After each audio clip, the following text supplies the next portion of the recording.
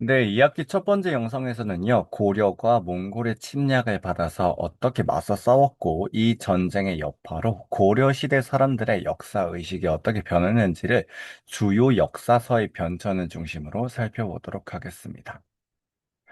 몽골군은 전체 1231년부터 9차례 쳐들어오게 됩니다. 우린 이 9차례의 침입 가운데 1차, 2차를 중심으로 살펴보고 3차 침입 이후부터는 몽골군의 전략이 바뀌면서 고려가 어떻게 강화를 맺게 되는지 그 과정들을 중심으로 살펴보도록 하겠습니다. 자, 그러면 고려와 몽골이 어떻게 만나게 되었는지 그 첫 만남 먼저 알아봐야 될 것 같은데요. 고려 시대 대외 관계는 10세기에서 11세기에는 요나라와 송나라가 대립하는 국면에 있었고요. 그 이후 12세기에는 금나라가 강성하면서 요나라가 망하고 송나라가 남쪽으로 밀려나게 된 과정을 살펴보았습니다. 그리고 13세기에 이르게 되면요. 몽골이 이제 여진족의, 그러니까 금나라의 지배 아래에서 좀 벗어나서 힘이 강해지게 되는데, 그 중에서도 1206년 칭기스칸이 몽골 부족을 통일하면서 힘이 점점 강해지게 돼요. 자, 이렇게 금나라가 쇠퇴하고 몽골이 힘이 세지게 되니까 금나라의 지배를 받고 있었던 거란족, 전에 요나라를 세웠던 이 거란족이 힘을 다시 키워서 반란을 일으키게 되었다는 것이죠. 자, 그런데 몽골한테 쫓겨서 동쪽으로 가게 됩니다. 고려 국경 안에 들어와서 고려의 북쪽 국경지대를 2년 정도 점거를 하게 됩니다. 자, 이들을 추격해온 몽골군, 그리고 거란족을 쫓아내고자 했었던 고려가 연합해서 이 거란족을 몰아내게 되는데요. 이 전투를 우리는 강동성 전투라고 부르게 됩니다. 이 강동성 전투에서 고려와 몽골의 연합군이 거란족으로부터 강동성을 탈환하게 되었는데, 몽골은 고려한테 우리가 너희들을 도와주었으니까 우리를 형으로 섬기고 공물을 바치라는 요구를 하게 됩니다. 이 강동성 전투를 계기로 해서 고려와 몽골은 처음으로 국교를 맺게 되었고요. 이때 몽골과 고려는 형제 관계를 맺고 고려가 몽골에게 많은 공물을 주는 것으로서 이 화약을 맺게 됩니다. 마치 이제 고려를 속국으로서 대우했던 것이죠. 자, 이렇게 고려가 몽골로부터 압박을 받는 가운데 고려의 공물을 요구하러 왔었던 몽골의 사신이 있었습니다. 저고여라는 사람입니다. 자, 그런데 저고여라고 하는 사람이 고려에 왔다가 돌아가는 길에 국경지방에서 살해되는 사건이 벌어지게 되었습니다. 몽골 입장에서는 자기들이 보낸 사신이 고려 땅 안에서 피살되었으니까 고려한테 책임을 묻게 되었고요. 이렇게 고려한테 책임을 물으면서 저고요 피살 사건을 계기로 고려를 공격하게 되니 이게 1231년의 1차 침입입니다. 이 당시 몽골의 칸은 우구데이 칸이었고 몽골이 국교를 끊고 고려를 침략했습니다. 이때 국경 지방에 있었던 자주산성을 비롯한 많은 성들이 함락되었다가 박서 장군이 이끄는 귀주성에서 몽골군을 격퇴하면서 이 전쟁은 일단락되었습니다. 몽골은 우리가 그 전에 형제 관계를 맺고 있었으니까 고려한테 다시 한번 깝치면 크게 혼내주겠다. 그리고 너희가 다시 저항을 하지 않는지 우리가 감시할 수 있는 관리를 보내겠다. 라고 화약을 맺게 되었고요. 이 관리, 고려가 몽골한테 저항을 하지 않는지 감시하기 위해서 보냈던 민정 장관들을 우리는 다루가치라고 부릅니다. 다루가치. 자, 하지만 고려는 몽골한테 계속 결사항전할 생각이었습니다. 결사항전할 생각으로 이 다루가치, 파견되었었던 다루가치 72명을 모두 죽이고요. 당시 최씨 정권의 집권자였던 최우는 몽골군이 바다를 건너기 힘들어한다는 것을 이용해서 수도를 개경해서 강화도로 옮기고 몽골한테 항전하기로 결정합니다. 이와 함께 백성들도 산이나 섬으로 들어가서 알아서 살아남으라라고 하는 해도 입보책을 선언하게 됩니다. 자, 이것을 계기로 해서 몽골군이 또다시 쳐들어오게 되니 우리는 이것을 2차 침입이라고 부르게 됩니다. 이 2차 침입 당시에는 1차 침입에 박서 장군의 귀주성 전투가 있었다고 얘기한다면 2차 침입 당시에는 당시 이 지금의 용인 처인성으로 피신해 와 있었던 김윤후라고 하는 승려가 있었어요. 바로 이 승려가 처인성 전투를 이끌게 되는데 이 당시 몽골군 총사령관으로 와 있었던 살리타이를 살해하면서 기세가 꺾인 몽골군을 격퇴시키게 됩니다. 자, 이 김윤우의 활약으로 처인성 전투 역시 승리로 끝나게 되었고 고려가 2차 침입 당시에도 몽골군을 한번 격퇴하게 됩니다. 자, 이 이후부터 몽골군은 계속 거듭해서 쳐들어옵니다. 3차 침입부터 4차, 5차, 6차, 7차, 8차, 9차까지 여러 번, 7차례 더 쳐들어오게 되는데요. 이렇게 몽골군이 계속 쳐들어오게 되면서 고려는 점점 더 피해가 막심해져만 갔습니다. 일단 고려 백성들 중에서 중앙정부가 본인들을 더 이상 돌보지 않는다는 것에 낙심한 백성들이 몽골한테 항복하면서 몽골군의 내륙까지 쳐들어오기도 했었고요. 몽골군이 한 6차 침입 무렵부터는 드디어 전함을 쓰기 시작합니다. 수군을 3차 침입 직후부터 양성한 것으로 보이고 6차 침입부터는 본격적으로 수군이 고려에 쳐들어온 것으로 보이게 되는데요. 이로 인해서 고려는 굉장히 막대한 피해를 입게 됩니다. 이로 인해서 대구 부인사의 초조 대장경도 불타게 되고 경주 황룡사 9층 목탑도 불에 타게 되는데요. 특히 초조 대장경이라고 하는 것은 저 옛날 거란족이 처음으로 쳐들어왔을 때 거란의 2차 침입을 부처님의 힘으로 막기 위해서 고려 현종 때 만들었던 대장경입니다. 자, 근데 이 대장경이 불타게 되었으니까 다시 한번 만들어야 돼요. 몽골군의 침입을 부처의 힘으로 물리치기 위해서 다시 한번 8만자에 달하는 글자를 불경의 글자들을 일일이 목판에 새기고 이것을 인쇄를 하게 됩니다. 이렇게 고려의 목판 인쇄술의 정수를 보여주는 문화유산이 바로 8만 대장경판이고요. 고려가 몽골의 3차 침입을 받았을 때 만들어진 대표적인 문화유산입니다. 5차 침입 당시에는요. 5차 침입 당시에는 어, 5차 침입 당시에는 김윤후가 충주성에서 또다시 한번 맞게 되고요.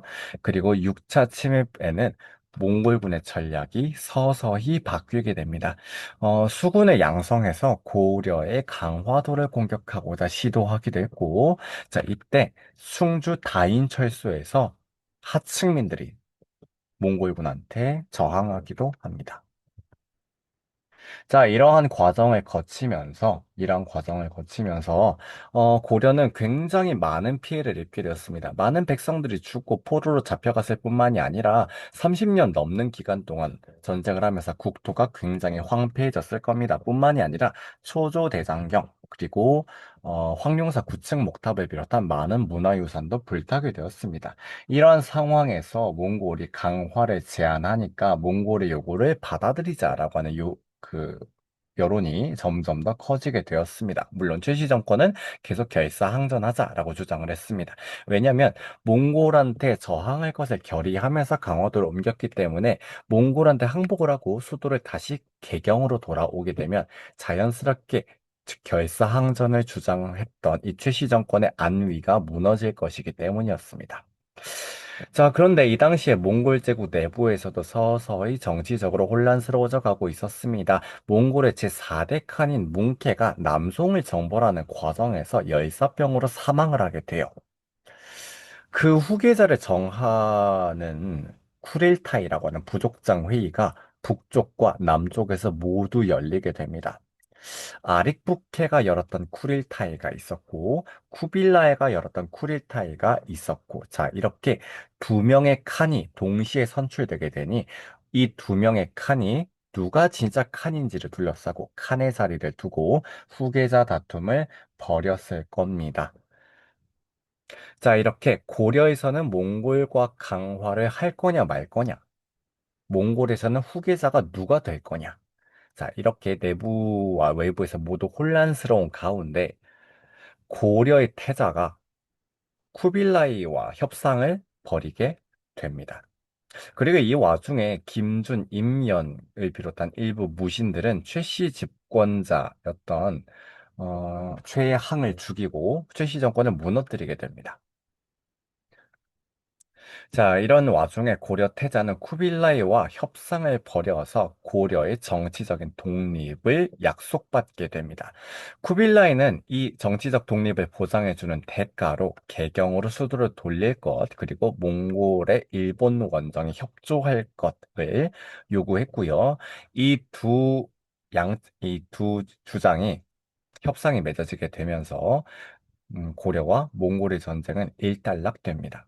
자, 하지만 김준, 임연, 임금으로 이어지는 후기 무신 정권의 집권자들이 개경 환도를 계속 거부했습니다.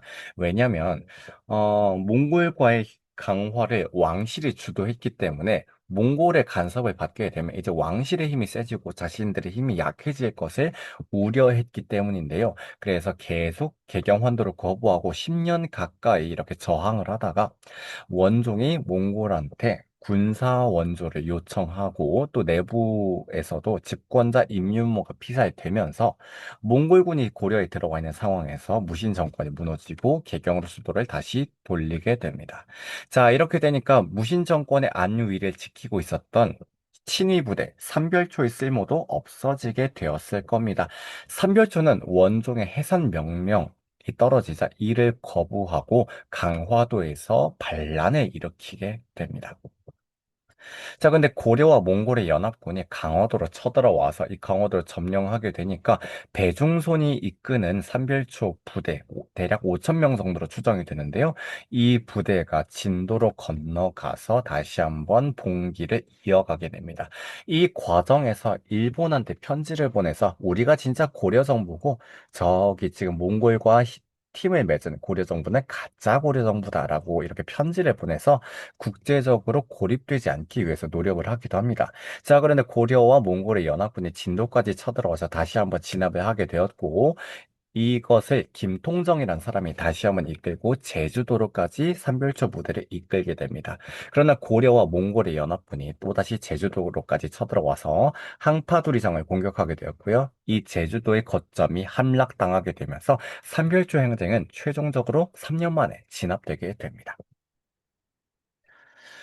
자, 이렇게 삼별초의 항쟁까지 끝나게 되니까 고려는 완전히 몽골한테 항복을 하게 되었습니다. 하지만 쿠빌라이 칸이 약속했듯이 고려란 나라가 사라진 것은 아니었습니다. 자, 다만 고려는 몽골한테 항복을 하고 또 고려의 태자가 자기 딸과 쿠빌라이 칸을 결혼시키자라고 하면서 고려 왕실은 몽골의 황실과 사돈 관계를 맺게 되었습니다. 한마디로 고려 왕은 이 이후부터 몽골의 사위의 나라, 즉 부마국이 되었다라고 하는 건데요. 자, 이렇게 되면서 고려 왕실은 몽골 황실의 일부로 되면서 더 이상 고려 왕은 동쪽의 천자, 즉 해동천자라고 자부할 수 없게 되었습니다. 상황이 이렇게 되고 또 고려가 몽골의 제후국으로서 들어가게 되자 고려의 국가 위상은 점점 떨어져만 갔습니다. 고려의 자주의식도 위협받게 되었습니다. 자, 이러한 상황에서 고려의 지식인들은 우리가 원나라한테 편입되지 않기 위해서 몽골의 일부가 이제 중국에서 원나라가 되었잖아요. 원나라로 편입되지 않기 위해서 고려가 자주적인 전통을 가진 독자적인 나라라는 것을 보여주기 위해서 자주의식을 점점 표현하기 시작했습니다. 이 당시 고려 후기 지식인들 사이에서 있었던 대표적인 경향들입니다. 자, 한마디로 고구려, 백제, 신라 이전부터 있었던 중국의 중국의 중국의 요순 시대가 있었다라고 한다면 우리한테는 단군이 있었다. 이 단군이란 존재가 고구려, 백제, 신라 삼국이 세워지기 이전부터 있었다. 중국 역사가 굉장히 오래되었듯이 우리 역사도 굉장히 오래되었다라는 것을 보여주기 위해서 고조선, 즉 단군조선이라는 나라를 본격적으로 한국사의 틀 내에 편입시키게 됩니다. 자, 이것이 바로 고려 후기에 등장했었던 새로운 역사 의식인데요. 그럼 고려 후기 이전에는 단군한테 별로 관심이 없다는 뜻이 될 것이고 고려 후기부터 단군한테 관심이 생겼다라고 하는 것이 되니까 당시 역사 의식의 흐름을 전반적으로 좀 정리를 해봐야 될 것 같아요. 자, 고려 초기에는 삼국사, 칠대실록과 같은 역사책이 있었다라고 되어 있고요. 자, 고려 중기에 이르게 되면 유교 의식이 본격적으로 발달하고 문벌들이 성장하게 되죠. 특히 김부식을 비롯한 문벌들은요, 통일신라를 계승한 나라가 고려다, 아니, 고려다라고 하는 그런 인식을 바탕으로 삼국사기라고 하는 역사책을 편찬하게 됩니다. 김부식이 유학자였기 때문에 여기는 기본적으로 유교 사관이 반영되어 있습니다. 유교 사관은 신비롭고 신이한 이야기는 믿을 수 없기 때문에 역사로 취급하지 않는다는 특징이 있습니다. 이것을 유교적 합리주의라고 부르게 되는데요. 따라서 곰과 호랑이가 쑥과 마늘을 먹었다와 같은 신비로운 이야기를 쓰지 않았겠죠. 따라서 고조선에도 크게 관심이 없었을 겁니다. 따라서 이 당시 지식인들은 고려가 고구려를 계승했냐, 신라를 계승했냐, 이를 둘러싸고 굉장히 여러 가지 주장이 있었는데 그 가운데 김부식의 삼국사기에는 신라를 계승했다, 통일신라를 계승했다는 인식이 많이 반영이 되어 있습니다. 이후 무신 집권기 이르게 되면요, 이 김부식 계열의 신라 계승 의식에 반발해서 동명왕편이 이규보에 의해서 쓰여지기도 합니다. 여기에는 고구려 계승 의식이 반영되어 있습니다. 그런데 고려가 몽골의 침입을 받으면서 고구려 백제 신라 이전부터 있었던 우리나라의 시원이 어디냐? 중국의 요순 임금이 있듯이 우리나라 역사의 출발점은 어디냐라고 하는 관심을 가지기 시작했습니다. 자, 이렇게 발견된 사람이 단군이고 그렇게 발견된 나라가 고조선이라고 한 나라입니다. 바로 이런의 삼국 유사에 보면 단군의 건국 이야기가 수록이 되어 있고 이 단군의 건국 이야기에 호랑이와 곰이 쑥과 마늘을 먹으려고 했다라는 이야기가 들어가 있습니다. 비록 신빙성이 있다거나 그대로 믿을 수 있는 기록은 아니지만 우리의 전통 문화이고 토착 신앙이기 때문에 그대로 수록해 놓고 있습니다. 따라서 삼국사기와 삼국유사는 서로 상호 보완적인 관계에 있는 역사책이기도 합니다. 자, 이러니 바로 이 단군과 고조선에 관심을 가졌듯이 비슷한 시기의 사람이었던 유학자 이승규도 제왕운기라고 한 책에서 중국의 역사와 한국의 역사를 대등하게 서술하고 있습니다. 자, 따라서 중국에도 제왕들이 있었듯이 우리나라에도 제왕들이 있었다라는 인식을 바탕으로 쓴 역사책이 제왕운기라고 하는 역사책인데요. 그래서 여기서 우리 역사상 최초의 국가가 어디냐라는 물음에 대해서 단군조선이다라고 답을 내리고 있습니다. 고려 말기에는 또 성리학에 수용이 되면서 이재현이라고 하는 성리학자가 사략이라고 하는 역사서를 성리학 사관에 입각해서 쓰기도 합니다. 자, 이렇게 팔만 대장경에 관한 내용도 조금 읽어보시면 됩니다. 자, 그럼 오늘은요, 고려가 몽골과의 전쟁을 어떻게 매듭짓게 되었고, 그 강화조약이 어떤 내용을 맺어지게 되었고, 이후 고려 후기 지식인들이 중국으로부터 독립된 자주적인 나라로서 우리를 어떻게 역사적으로 묘사했는지 그 고려 시대 역사서 변천을 중심으로 살펴보았습니다. 자, 그럼 다음 영상에서는요, 원간섭기에 이르러서 우리가 몽골의 어떤 간섭을 받게 되었는지 그 내용들을 좀 살펴보도록 하겠습니다.